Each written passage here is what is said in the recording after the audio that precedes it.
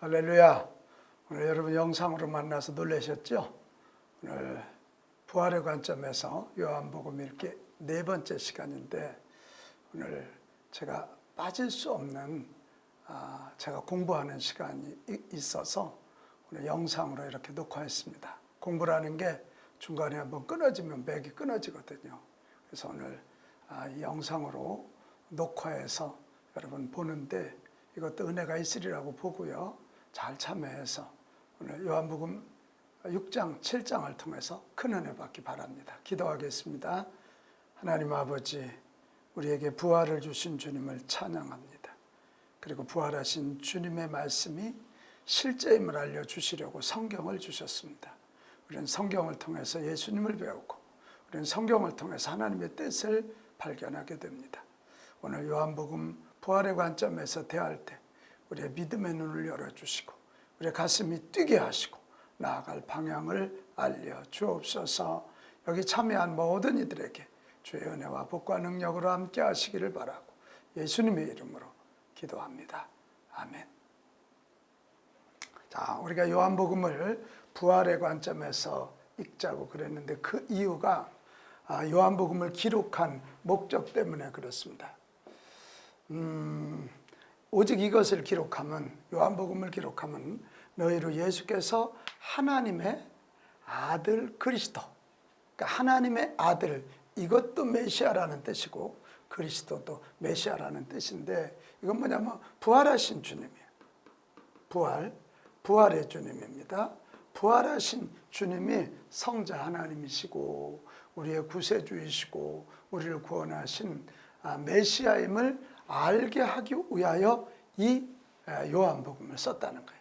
그러니까 요한복음을 가장 잘 읽는 방법은 부활의 관점으로 요한복음을 대하는 거고요. 알기만 하면 되나요? 너희로 믿고 그 이름을 힘입어 생명을 얻게 하기 위함이다. 그것입니다.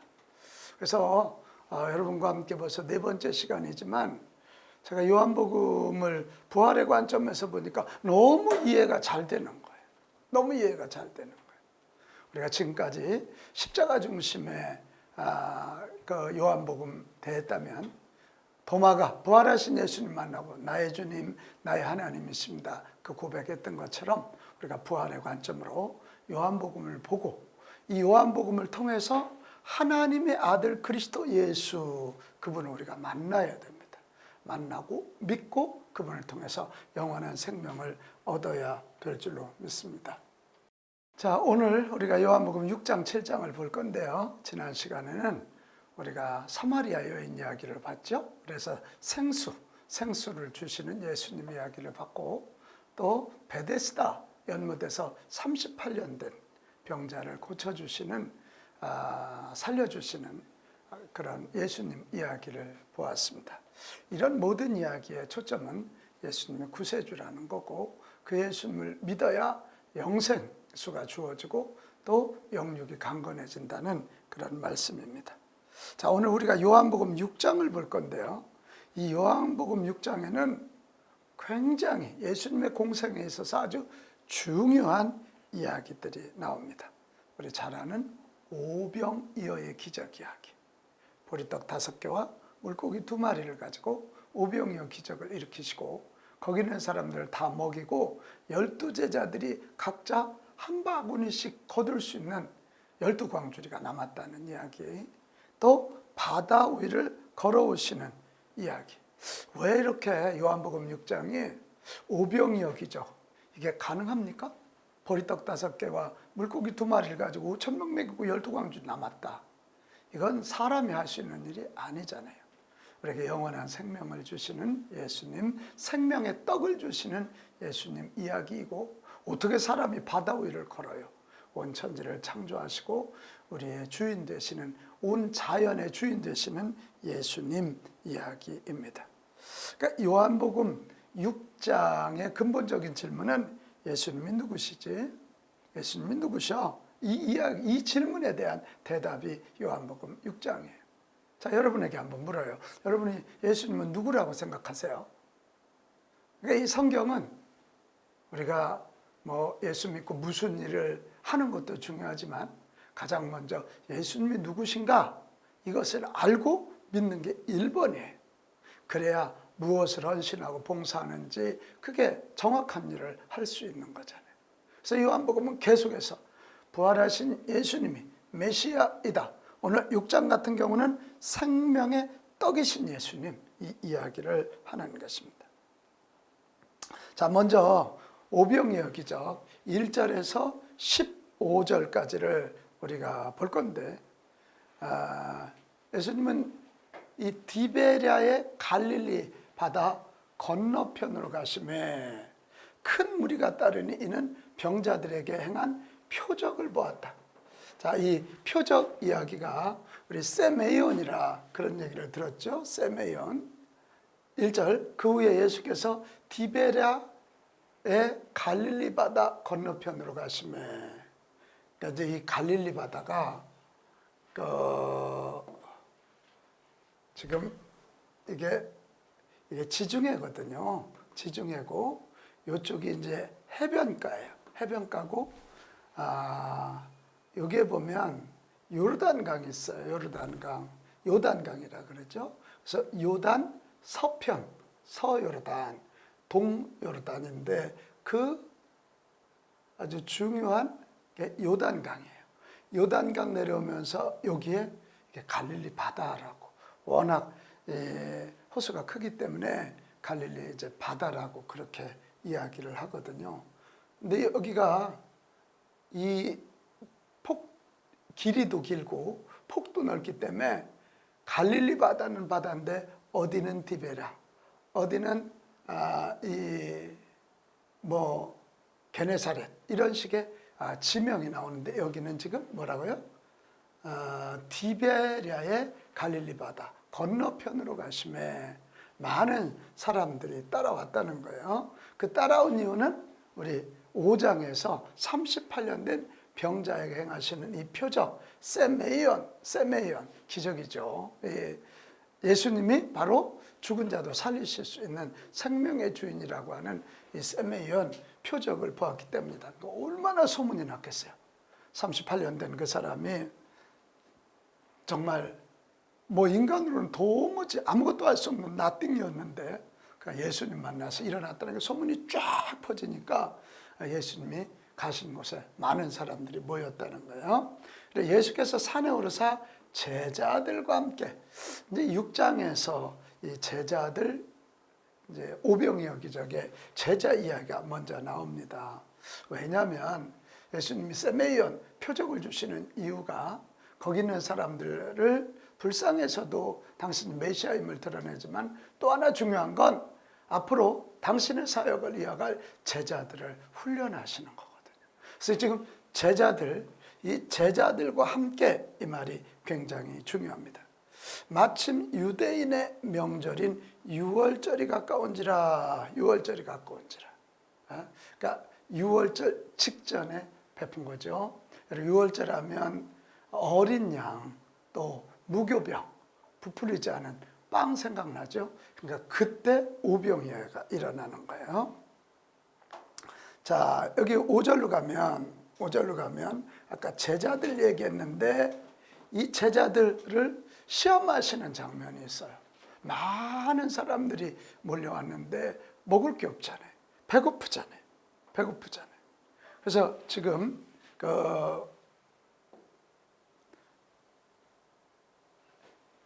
이제 눈을 들어 큰 무리가 예수님에게 오는 것을 보시고 빌립에게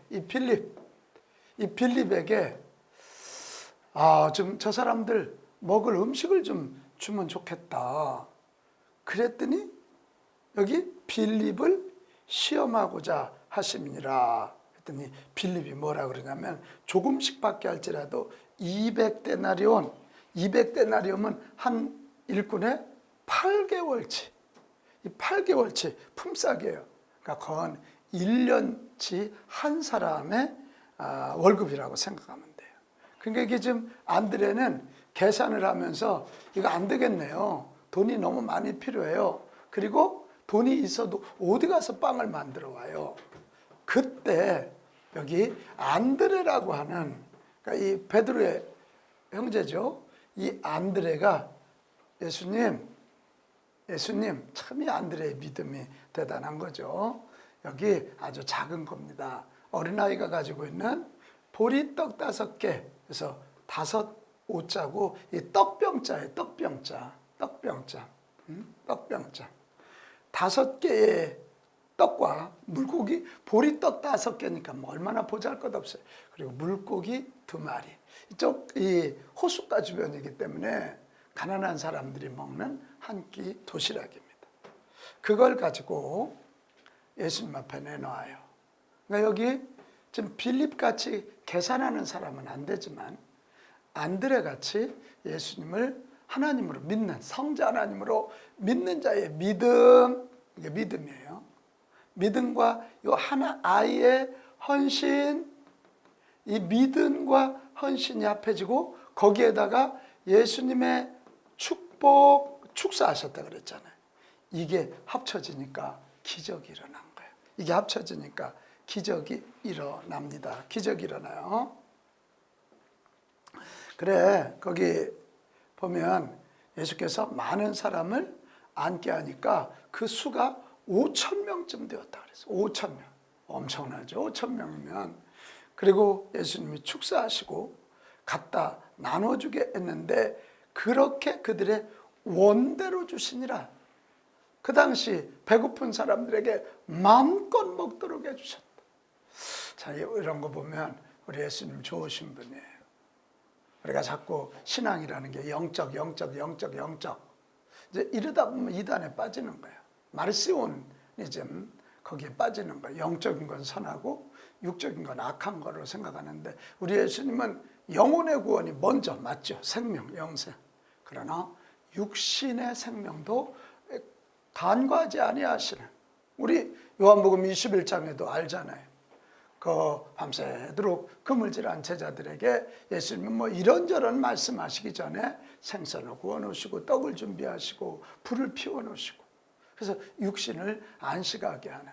그러니까 우리 예수님에게 중요한 건 식탁 공동체인 것 같아요. 식탁 공동체. 나눠줘서 맘께 먹게 하신다. 식탁 공동체. 항상 먼저 잡숫게 하셨어요. 먹게 하셨어요.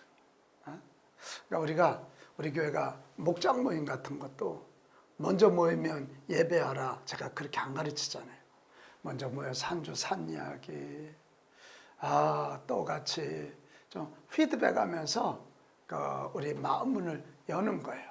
그리고 찬양하고 기도하고 말씀 나누고 그 말씀 붙잡고 같이 합심해서 기도하고 기적 체험하고 헌금하고 주기도문 하고 그렇게 하는 거예요. 그러니까 먼저 먹으면서 마음문을 열게 하는데 우리 예수님의 식탁 공동체의 성격이 바로 그거예요. 그리고 그 남은 것을 버린 것이 없게 하라 그랬더니 12바구니 12. 그러니까 예수님의 제자가 12이죠.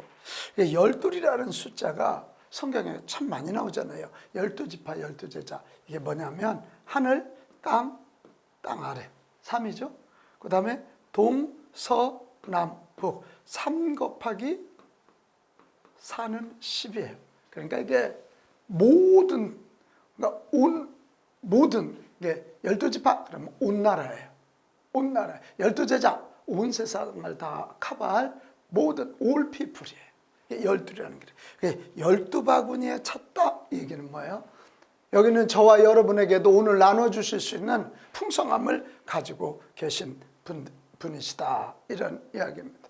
그랬더니 14절, 이 14절에 보면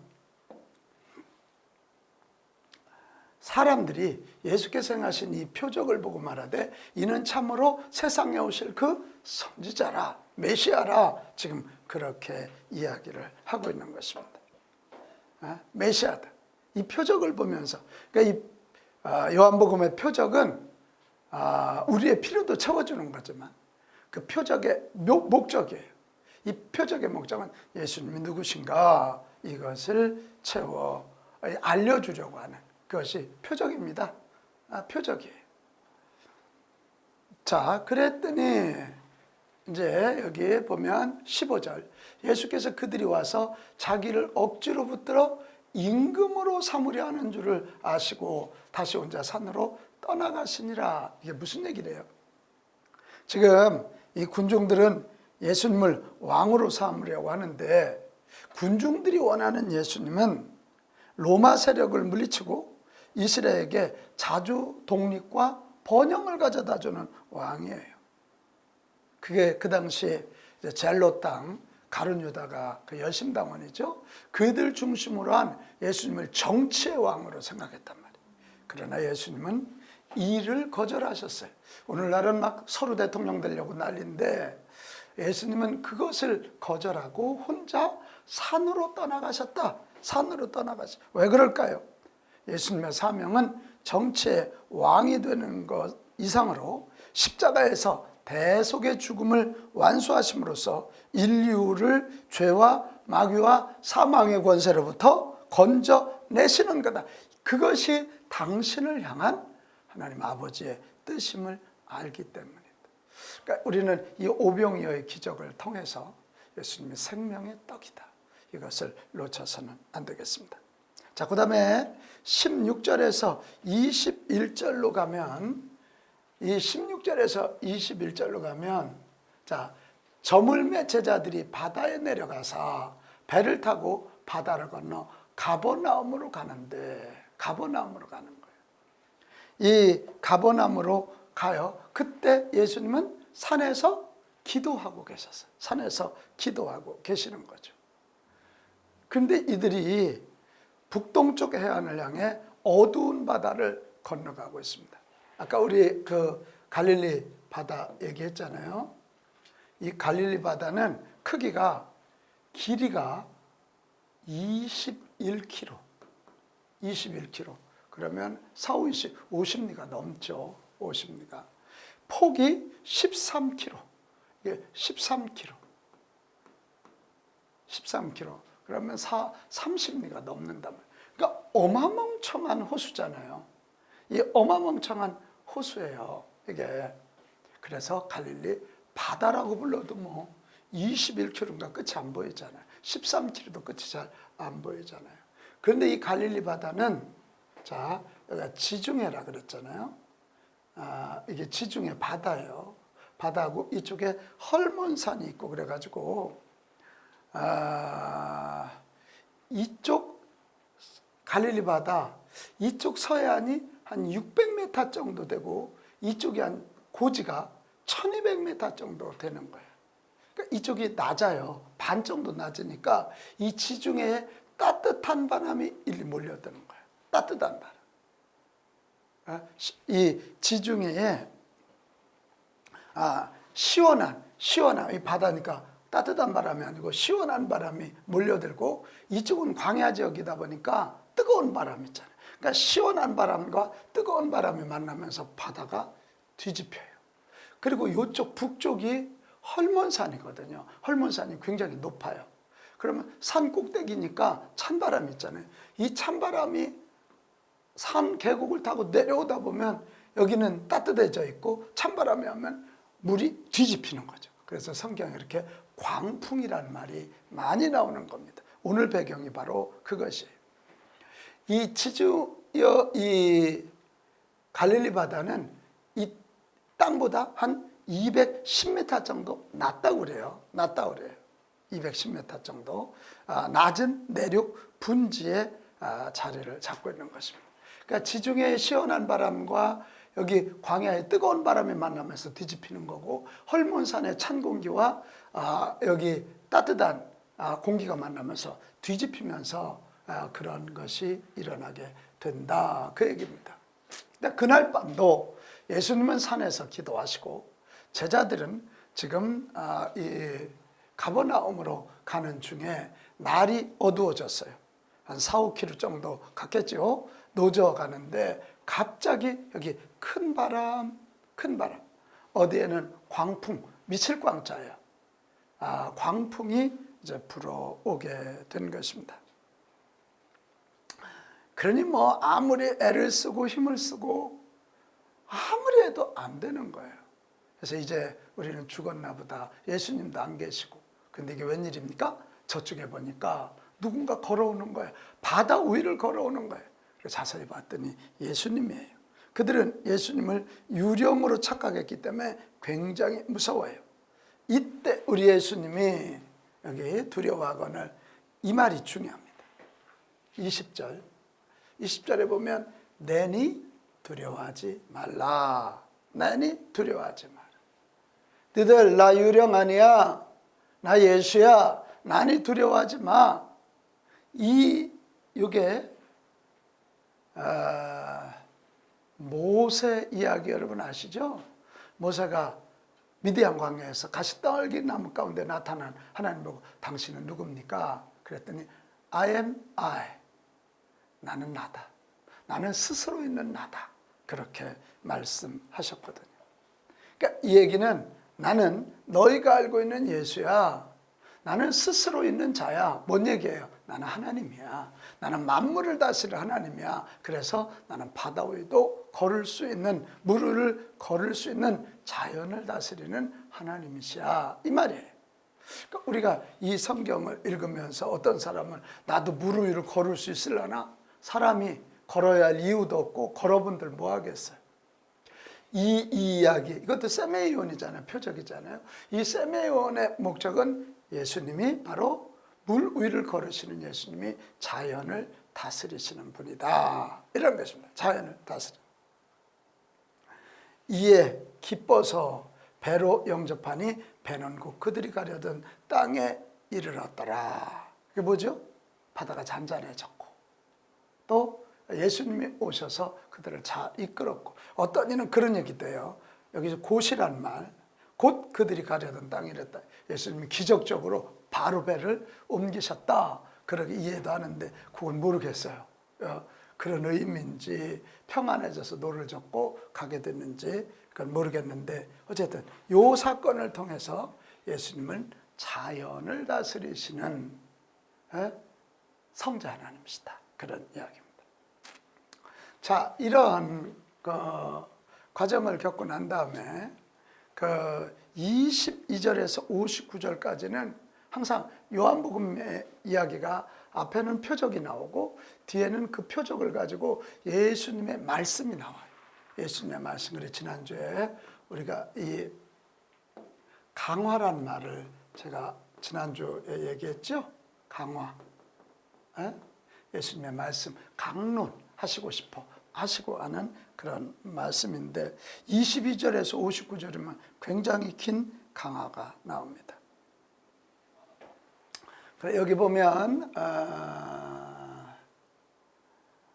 자, 지금 오병이어 기적을 일으켰던 그곳에 가까이 왔어요. 그랬더니 무리가 거기에 예수도 안 계시고 제자들도 없음을 보고 그 배를 타고 예수를 찾으러 가버나움으로 가사, 어젯밤에 간 가버나움으로 가사 바다 건너편에서 만나 랍비여 언제 여기 오셨습니까? 언제 여기 오셨습니까?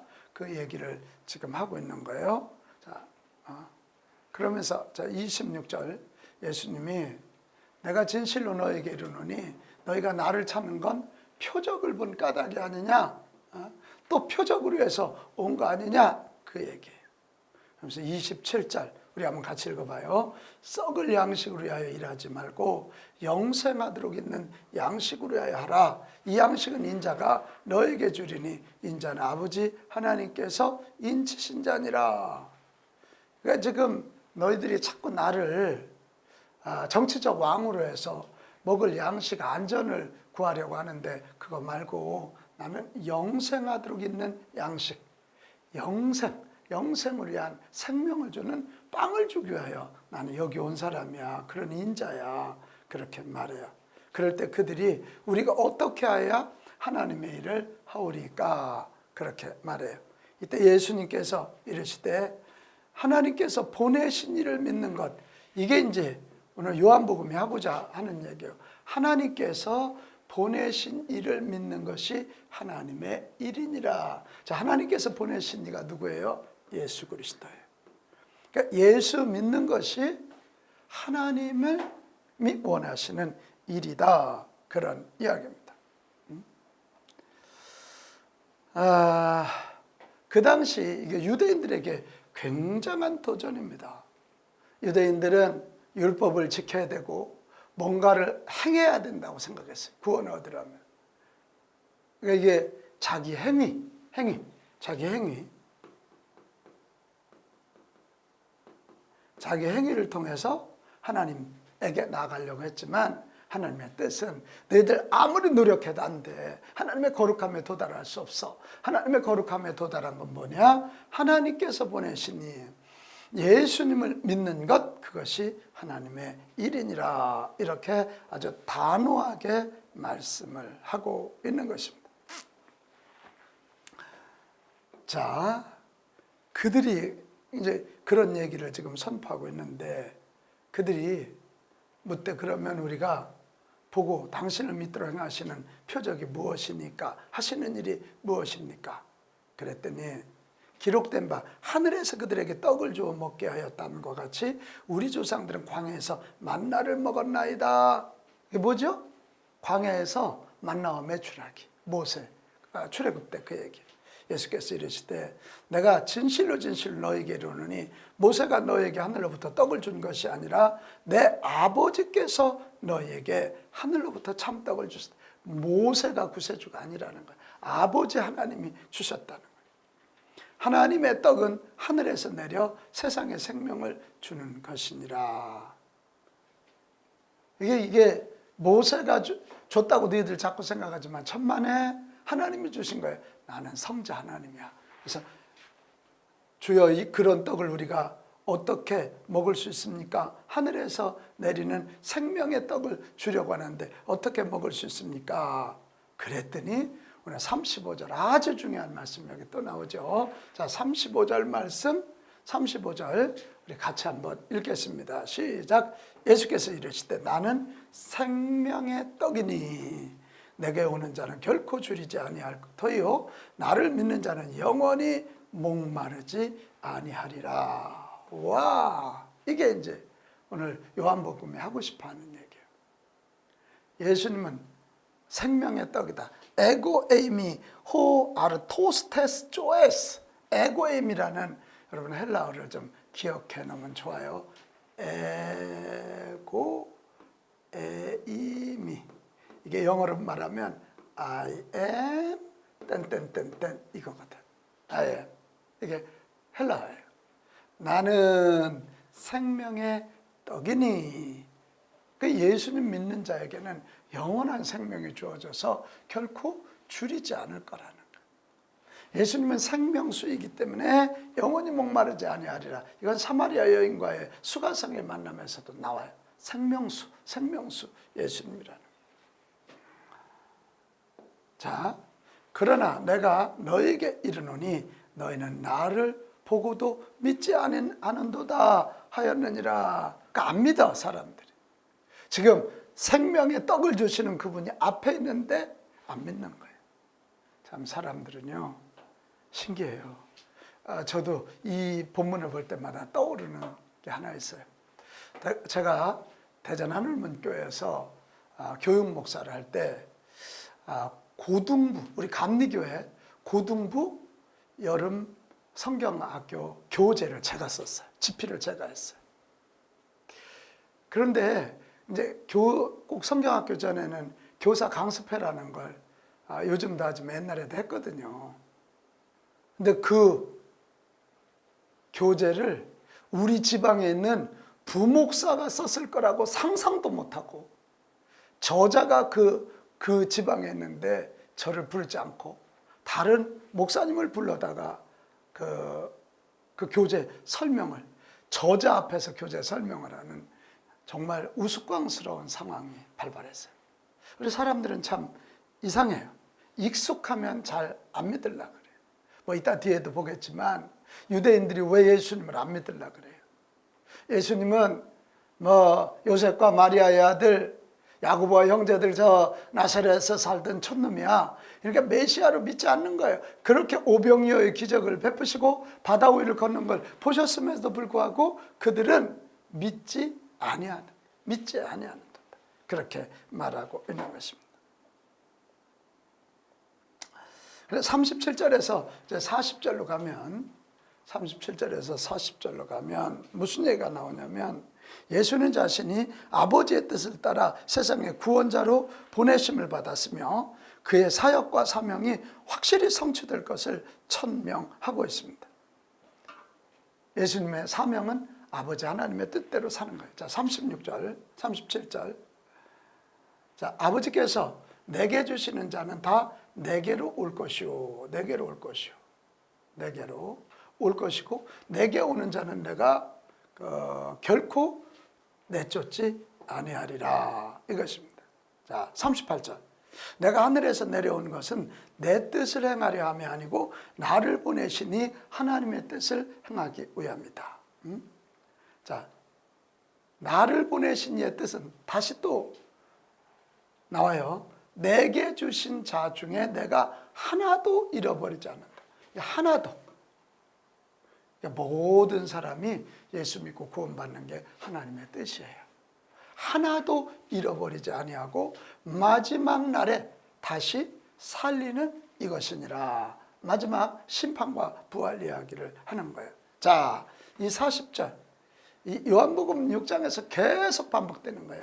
내 아버지의 뜻은, 하나님 아버지의 뜻은 아들을 보고 아들 예수 그리스도를 보고 믿는 자마다 영생을 얻는 이것이니 마지막 날에 내가 이를 다시 살리리라 하시니라. 이렇게 말하고 다시 살리리라.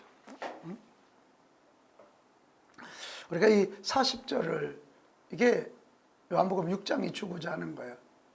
예수 그리스도는 생명의 떡이고 예수 그리스도는 영생을 주시는 자연을 다스리는 분이시기 때문에 이 예수님을 믿어야 영원한 생명을 누리게 되고 마지막 심판 때 구원의 방주에 들어가게 된다. 그런 것입니다. 그랬는데 자, 지금 예수님이 자기 하늘에서 내려온 떡이라고 하니까 이 유대인들이 난리가 났어요. 수군거렸다 그랬어요. 아니, 예수는 요셉의 아들 목수가 아니냐.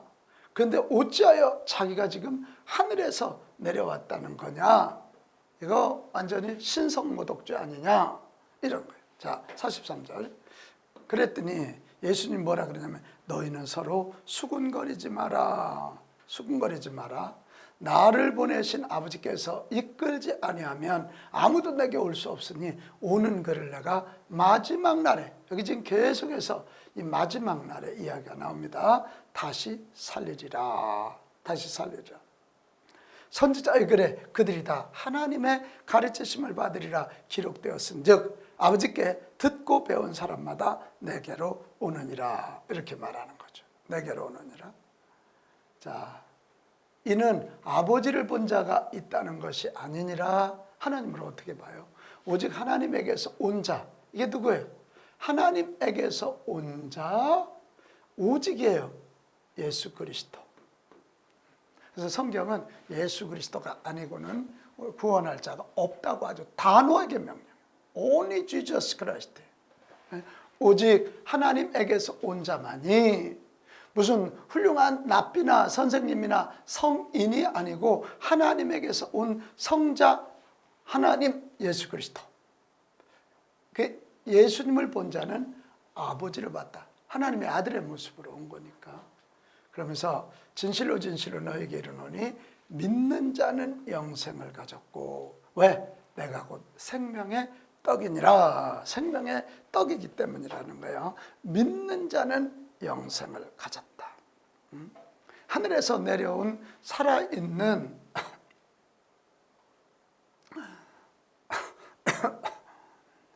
살아있는 떡이 바로 예수님 당신인 거죠. 살아있는 떡이 바로 예수님 당신인 거예요. 하늘에서 내려온. 그래서 하늘에서 내려온 이 떡을 먹고 마시는 자는 결탄코 죽지 아니할 거라. 이것입니다. 여기 51절도 같은 얘기예요. 근데 여기 49절에 가면 너희 조상들은 광야에서 만나를 먹어서도 죽었거니와. 그건 땅의 양식이기 때문에 그래. 하나님이 주셨지만 땅의 양식이지만 예수님을 믿고 받는 양식은 생명의 양식, 생명의 양식인 것입니다. 자, 이 떡을 먹으면 영생하리라. 내가 줄 떡은 곧 세상의 생명을 위한 내 살이니라.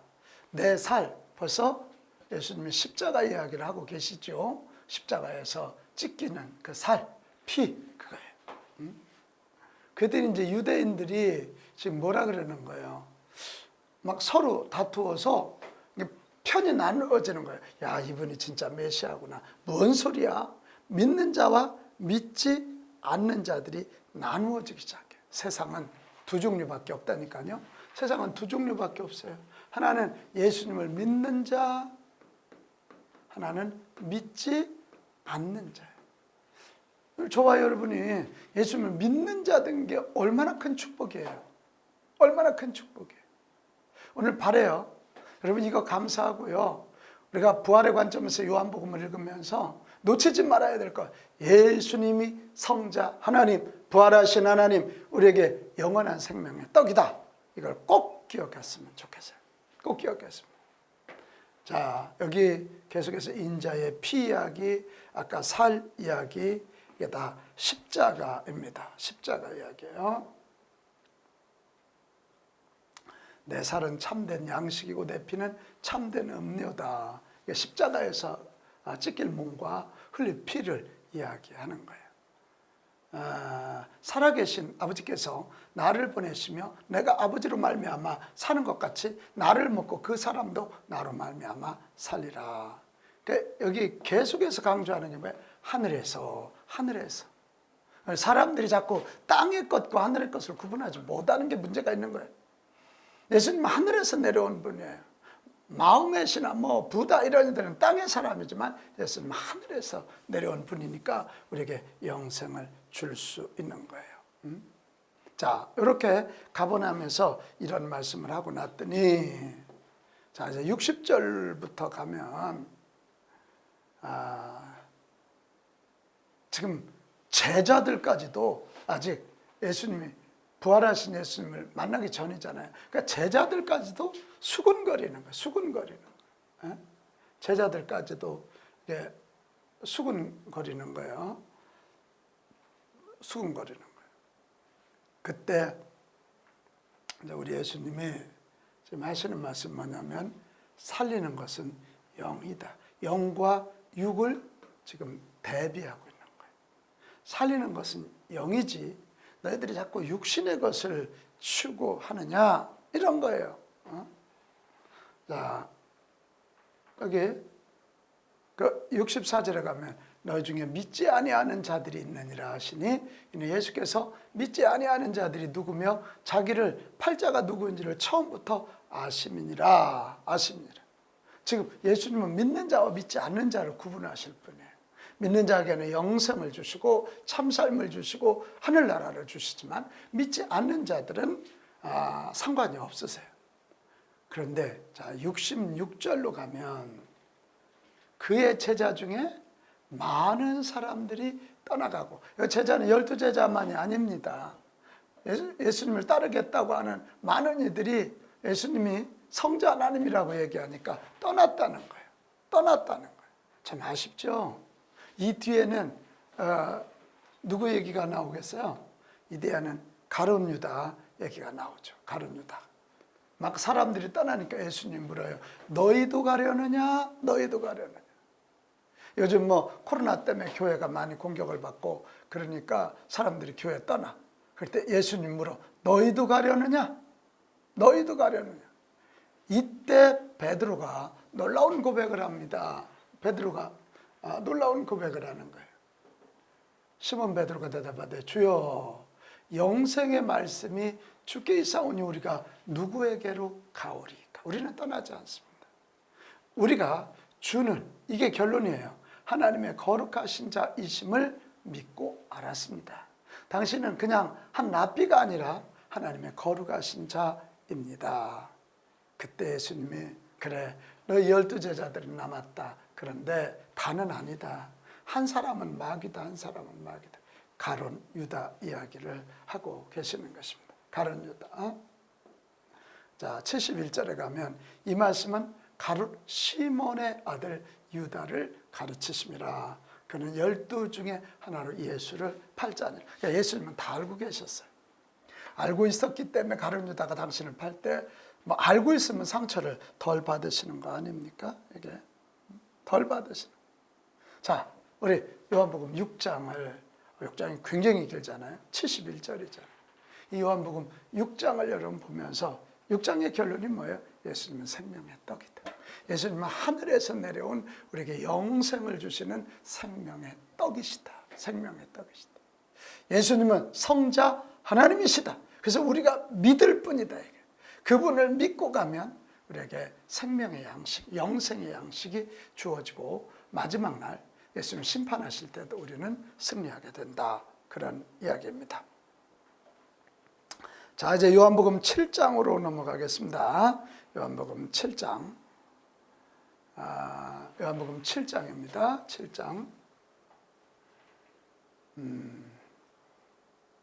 자, 요한복음 7장은 요한복음 5장에서 10장 그 안에 들어있잖아요.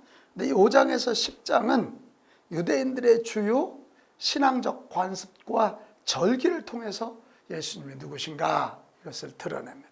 5장은 베데스다 연못에서 38년 된 사람을 고쳐주셨는데 그게 안식일이었잖아요.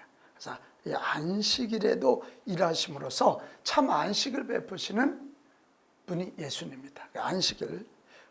그 다음에 좀 전에 본 6장은 6월절의 배경 속에서 6월절에 먹어야 할 그 무교병, 생명의 떡, 바로 예수님이시다. 어린 양이 예수님의 피 흘려야 할, 그리고 떡이 예수님이라는 6월절 배경. 자, 이 7장에서 9장, 오늘 보려고 하는 이 7장도 초막절, 이 초막절의 이 배경을 두고 예수님을 전하고 있습니다. 초막절입니다. 초막절. 여러분, 유대인의 3대 절기 아시죠?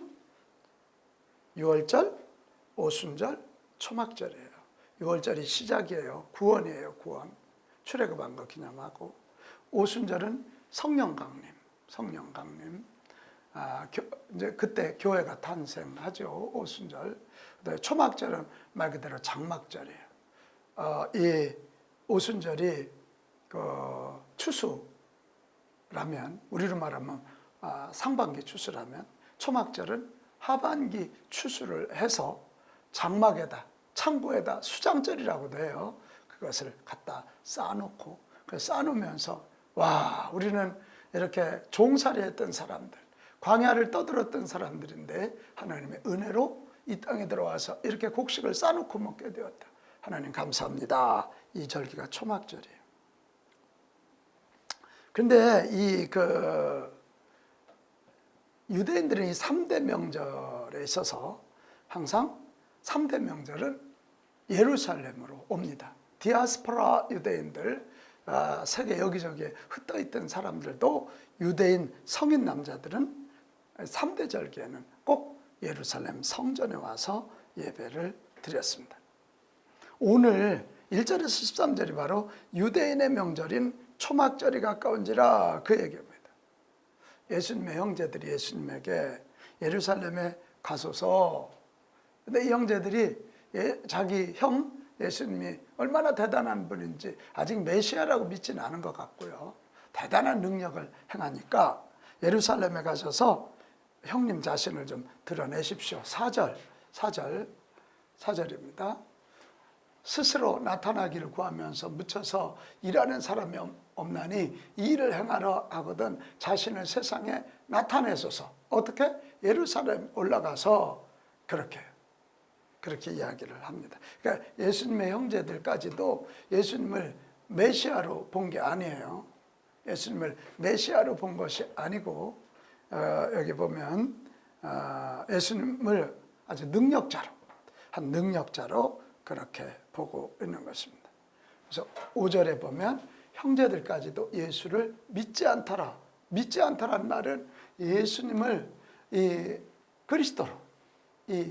그리스도 구세주로 믿지 아니한 거예요. 믿지 아니한 거예요. 그러니까 형제들이 그렇게 올라가라 그럴 때 예수님이 내 때는 아직 아니다. 이 때란 말이 카이로스거든요. 카이로스. 그러니까 때라는 말이, 시간이란 말이 성경에는 두 개가 나와요. 하나는 크로노스. 이 크로노스는 연대기적 흐름이에요. 2020년, 2021년, 2022년이에요. 근데 카이로스는 의미 있는 때예요. 내게 꼭 필요한 때, 하나님과 만나는 때. 예수님 아직 내 때가 이르지 아니하였다. 내 때가 이르지 아니하였다. 이때는 예수님이 십자가에서 돌아가셔서 구속사역을 완성하고 이 부활을 통해서 메시아임을 완전히 확증하고 드러내는 십자가와 부활의 때를 가르칩니다. 자, 세상이 너희를 미워하지 아니하되 나를 미워하나니. 지금 예수님을 굉장히 미워하는 거예요. 그래, 잘못 올라가면 십자가와 부활의 때, 하나님의 때에 그 사명을 감당해야 되는데 잘못하면 그 일이 깨지니까 지금 예수님은 너희들 먼저 올라가, 이런 얘기예요. 너희들 먼저 올라가. 아직 내 때가 차지 못하였으니 나는 이 명절에 아직 올라가지 아니하리라. 그리고는 갈릴리로 물러가 계셨다는 거예요. 우리가 이 장면에서 참 잘 생각해야 할 게 있었어요. 가까이만 있다고 축복은 아니에요. 세상에 예수님과 한솥밥을 먹고 함께 예수님 공생하기 전까지 30년 동안 같이 살았던 형제들이지만 물리적인 가까움, 이것이 축복이 되지 못한 이유는 예수님을 메시아로 믿지 않았기 때문에, 성자 하나님으로 믿지 않았기 때문인 것이에요. 우리 도리어 익숙해지면 사람들은 영적으로 둔감해져요. 꼭 떠나고 나야 알아. 내 아내 귀한 걸 떠나고 난 다음에 알고, 내 남편 귀한 걸 떠나고 난 다음에 알아. 우리 목사님 귀한 걸 떠나고 난 다음에 알아. 때는 늦으리. 그래서 그런 드라마가 만들어지는 거예요. 네? 지금 예수님의 형제들도 동일한 실수를 반복하고 있는 것입니다. 자, 이렇게 해서 이제 14절에서 36절로 가면 어떻게 해요? 예수님이 명절 중간쯤 되어서 다른 사람들 이제 형제들은 먼저 올라갔고 예수님은 갈릴리를 피했다가 명절 초막절 중간쯤 되어서 성전에 올라가서 가르치셨어요. 성전에 올라가서.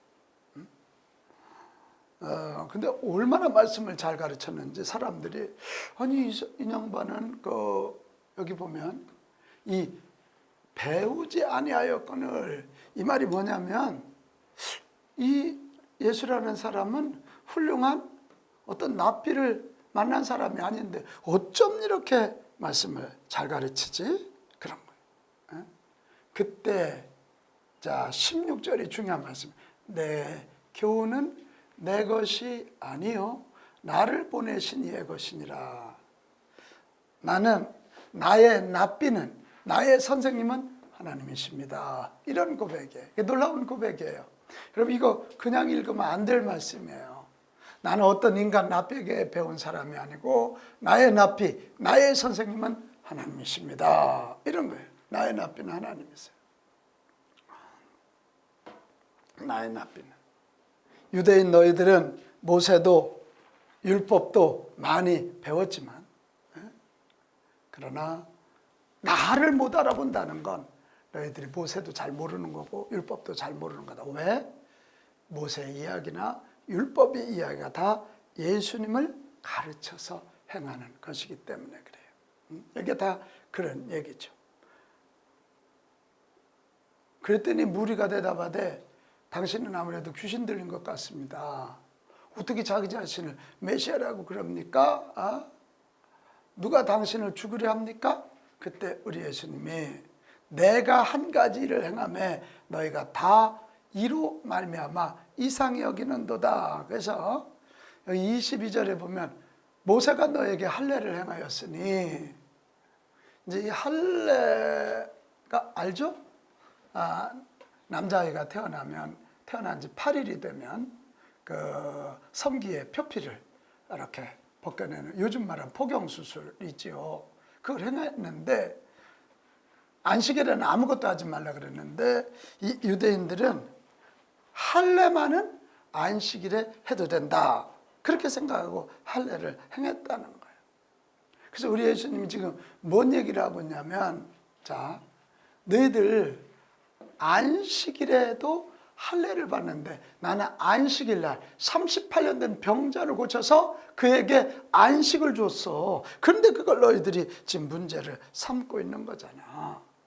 다시, 너희들은 모세의 율법을 계기로 해서 그 안식일 날 할례 행하잖아. 근데 나는 38년 된 병자에게 할례 정도가 아니라 죽은 그를 살려내서 참된 안식을 줬는데 너희들 그거 문제 삼잖아. 지금 그것을 말씀하고 있는 거예요. 너희가 내게 노여워하느냐. 외모로 판단하지 말고 공의롭게 판단하라 하시느니라. 그러니까 하나님의 뜻을 생각해야 되는 것 아니냐, 그런 이야기입니다. 그래서 예루살렘 중에 어떤 사람은 예수님을 믿기도 하고 어떤 이는 예수님을 죽이고자 하려고 그에게 달려들었습니다. 보라, 드러나게 말하되 그들이 아무 말도 하지 아니하는도다. 당국자들은 이 사람을 참으로 그리스도인 줄 알았는가, 이런 이야기를 하고 있습니다.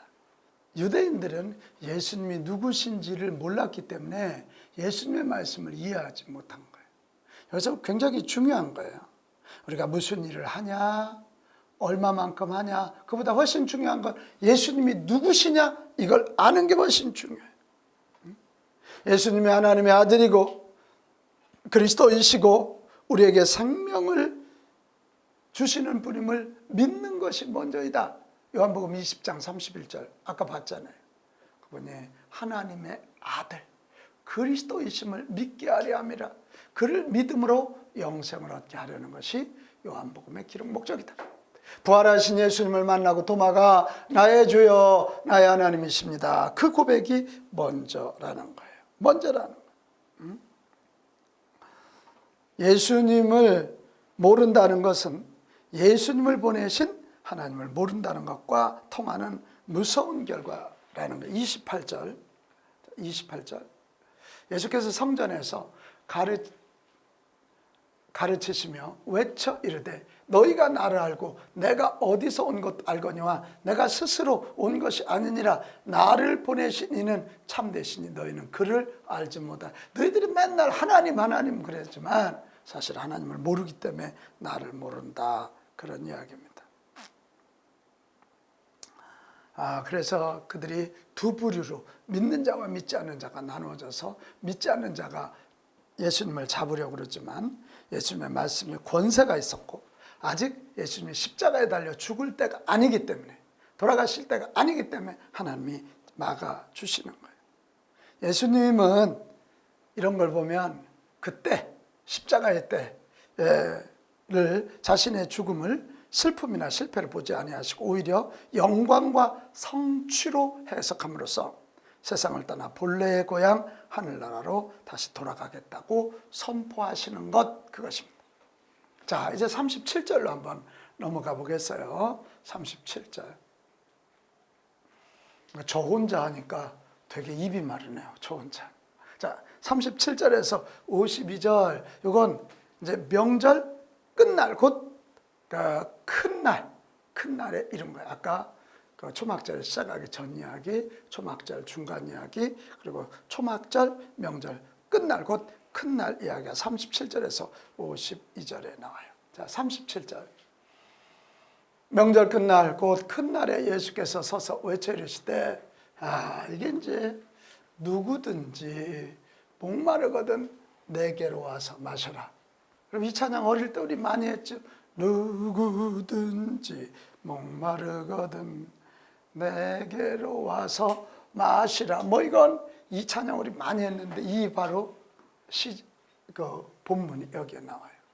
나를 믿는 자는 성경에 이른 것 같이 그 배에서 생수의 강이 흘러나오리라. 근데 이 생수의 강은 뭐냐? 믿는 자들이 받을 이 성령을 가르칩니다. 그런 이야기입니다. 아니, 이게 초막절 마지막 날 왜 물 얘기가 이렇게 나올까? 이제 초막절의 그 상황을 여러분이 좀 아셔야 돼요. 초막절 첫째 날부터 여섯째 날까지는 제사장들이 앞장을 서고 성전에 올라온 유대인들도 동참해서 행렬을 이루어서 하루에 한 번씩 실로암에 있는 물을 떠다가, 실로암 연못에 있는 물을 길어다가 성전 제단에 붓는 거예요. 성전 제단.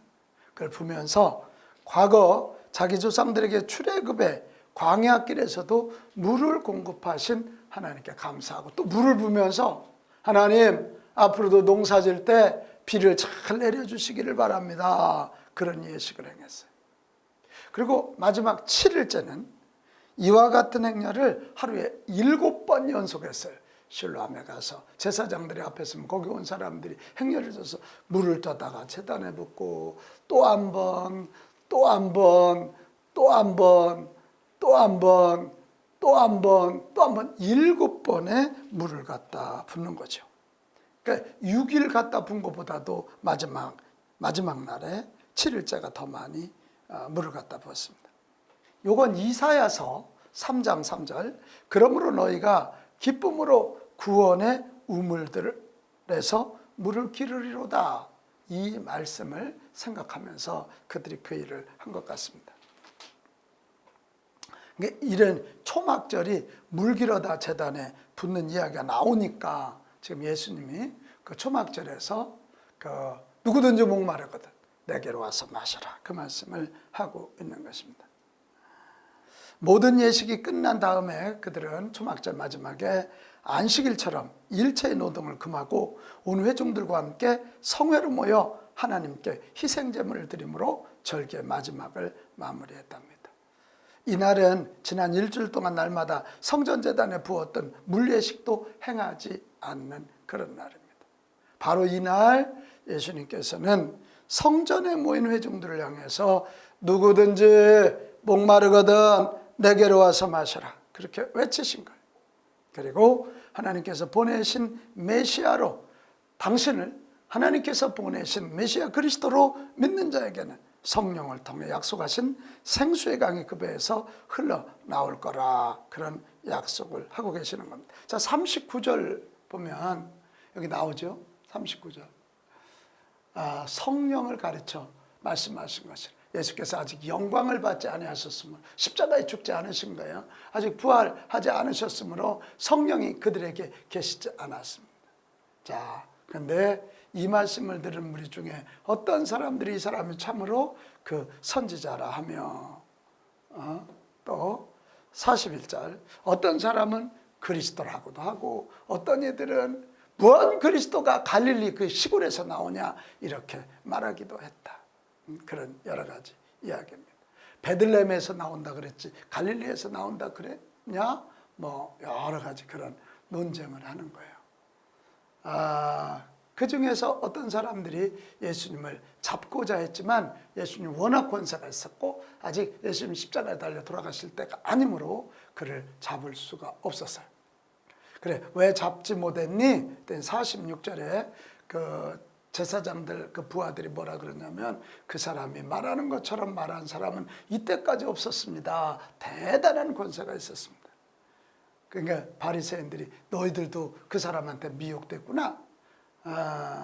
당국자들이나 바리새인 중에 그를 믿는 자가 있느냐 그랬더니, 그러면서 그를 믿는 자는 저주를 받을 것이다. 근데 50절로 가면 그 당국자 중에 믿는 한 사람의 이야기가 나오니 그게 누구냐? 니고데모입니다. 니고데모. 요한복음 3장에서 예수님을 찾아왔죠. 어떻게 해야 거듭날 수 있냐고 그 물었던 이 니고데모입니다. 니고데모는 그 당시 70명 중에 하나, 사내들인 공의회, 우리로 말하면 국회의원입니다. 국회의원 중에 한 분이었는데, 이분이 막 거기서 쟁론이 일어나면서 예수를 잡아 죽이자 그러니까 뭐라 그러냐면, 우리 율법은 사람의 말을 듣고 그 행한 것을 알기 전에는 심판하지 않는 거 아닙니까? 그 예수님을 들어서 그를 말을 들어보고 심판을 해야 돼. 그냥 그렇게 정죄할 수 있습니까? 그랬더니 그 바리새인들이 너도 갈릴리에서 왔느냐? 너도 예수 편이냐? 갈릴리에서는 선지자가 나오지 않는데 너도 거기에 미혹이 됐느냐? 이제 이런 얘기를 하는 거죠. 그래서 결국은 니고데모가 아마 그날 계기로 해서 마음 정리를 많이 하지 않았을까? 그리고 예수님이 십자가에 달려 돌아가실 때 아리마대 사람 요셉과 함께 예수님의 시신을 같이 처리했던 사람, 그 사람이 니고데모가 된 것입니다. 오늘 7장 우리가 봤는데요. 이 7장을 보면서 무슨 생각을 하셨어요? 우리가 무슨 사역을 하느냐도 중요하지만 더 중요한 건 예수님이 누구신가? 예수님 누구시라고요? 우리에게 영생을 주시는 분이에요. 생수, 생명수를 주시는 그런 분이다. 모든 절기의 주인이시라고 하는 것을 우리가 알아야 돼요. 그래서 우리가요, 늘 기도해야 돼요.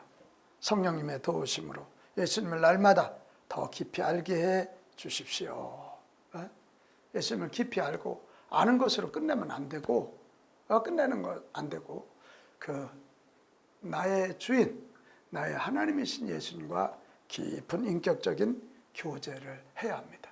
그래야 우리의 신앙이 분명해지고 깊어지고 흔들리지 않게 되는 것입니다. 자, 오늘 요한복음 6장 생명의 떡이신 예수님, 7장 우리 메시아 예수님, 영원한 생수이신 그 예수님에 대한 말씀 나눴는데 어떤 은혜가 있으셨는지 모르겠어요.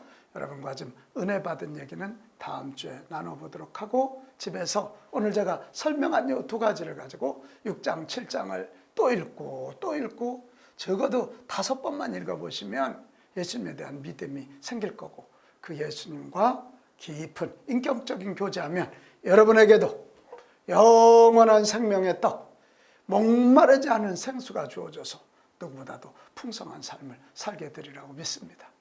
우리가 그 예수님을 먼저 믿게 됐다는 게 얼마나 큰 축복이에요. 그 예수님을 알게 됐다는 게 얼마나 큰 축복이에요. 예수님과 함께 영적으로 배부른 주의 백성들 되기 바라고, 이 예수님을 좀 전해서 믿지 않는 자들에게 예수 믿게 하는 그런 축복이 있으면 좋겠어요. 예수님을 온전히 믿는다면 코로나 앞에 그렇게 두려워하지 않을 거예요. 죽음 앞에, 세상 어떤 도전 앞에 그렇게 두려워하지 않을 것입니다. 우리는 예수님과 함께 행복한 삶을 걸어가는 주의 백성들입니다. 자, 우리 한번 구호 외치고 마치겠어요. 우리는 예수님을 닮은 주의 자녀, 우리는 예수님을 드러내는 주의 자녀. 시작. 우리는 예수님을 닮은 주의 자녀, 우리는 예수님을 드러내는 주의 자녀. 할렐루야. 기도하겠습니다. 하나님 감사합니다. 오늘 온라인을 통해서지만 요한복음 6장과 7장을 부활의 관점에서 읽었습니다. 영원한 생명의 떡, 목마르지 않은 영생수 되시는 예수님, 오늘 우리에게도 오셔서 그 생명의 떡과 생명의 음료를 허락해 주옵소서. 우리는 우둔하여 육신의 눈으로 보는 것만 봅니다. 성령 하나님 눈 열어서 예수님 보게 하시고 믿게 하시고 예수님과 깊은 교제 나누어서 이 땅에서 하늘을 맛보는 복된 저희들 되도록 은총 내려 주시옵소서. 예수님의 이름으로 기도합니다. 아멘. 자, 감사합니다.